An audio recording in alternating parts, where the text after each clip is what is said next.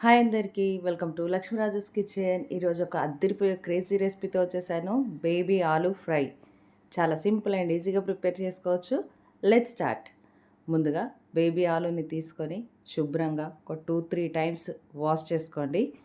ఇప్పుడు ఇలా శుభ్రంగా కడుక్కున్న ఈ బేబీ ఆలూని ఒక బౌల్లోకి వేసేసుకొని అందులోకి వాటర్ పోసేసి కొంచెం రాక్ సాల్ట్ కూడా వేసుకొని హై ఫ్లేమ్లో మంచిగా ఉడకనివ్వండి. ఇలా రాక్ సాల్ట్ వేసి ఉడికించుకోవడం వల్ల ఆలూకి మంచి టేస్ట్ వస్తుంది. చూడండి, ఆలు పర్ఫెక్ట్గా ఉడికిపోయింది. ఇప్పుడు దించేసుకొని మొత్తం పీల్ ఆఫ్ చేసేసుకొని పక్కన ఉంచేసుకోండి. ముందుగా స్టవ్ ఆన్ చేసుకొని ఒక కడాయి పెట్టేసుకొని ఆయిల్ వేసి ఆయిల్ వేడైన తర్వాత అందులోకి కొంచెం జీలకర్ర ఆవాలు వేసేసుకొని అవి కూడా కొంచెం ఫ్రై అయిన తర్వాత కట్ చేసి పెట్టుకున్నటువంటి పచ్చిమిర్చి కూడా వేసుకొని అలాగే కొంచెం మినప్పప్పు, మీకు ఇష్టం ఉంటే కొంచెం శనగపప్పు వేసుకొని ఇవి కూడా మంచిగా ఫ్రై అయిపోవాలి. మీడియం ఫ్లేమ్లో పెట్టుకొని ఫ్రై చేసుకోండి. హై ఫ్లేమ్ పెడితే మాడిపోతుంది.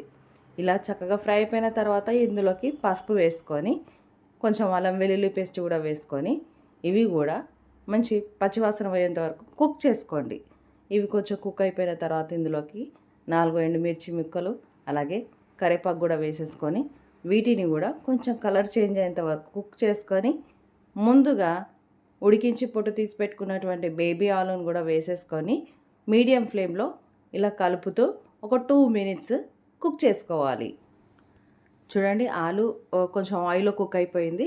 ఇప్పుడు ఇందులోకి రుచికి తగినంత కారము, సాల్ట్, ధనియాల పౌడర్ ఇవన్నీ వేసేసుకొని ఈ ఆలుకి ఇవన్నీ ఈవెన్గా పట్టేలాగా కలుపుకోవాలి. మంటని మాత్రం మీడియం ఫ్లేమ్లోనే ఉంచి కలుపుకోండి, లేదంటే ఈ కారం మాడిపోతుంది, కర్రీ టేస్ట్ కూడా చేంజ్ అయిపోతుంది అనమాట. అందుకే మీడియం ఫ్లేమ్లో పెట్టి కుక్ చేసుకోండి.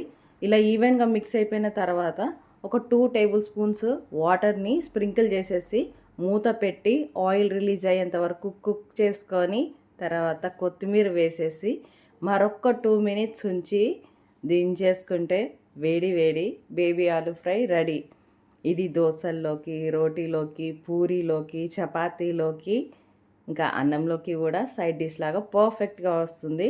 ఎంతమందికి ఆలు అంటే ఇష్టమో కామెంట్ చేయండి. ఇదైతే చాలా చాలా టేస్టీగా వచ్చింది. కలర్ అండ్ టెక్స్చర్ కూడా పర్ఫెక్ట్గా ఉంది. వీడియో నచ్చితే లైక్, షేర్ అండ్ సబ్స్క్రైబ్ చేసి సపోర్ట్ చేయండి.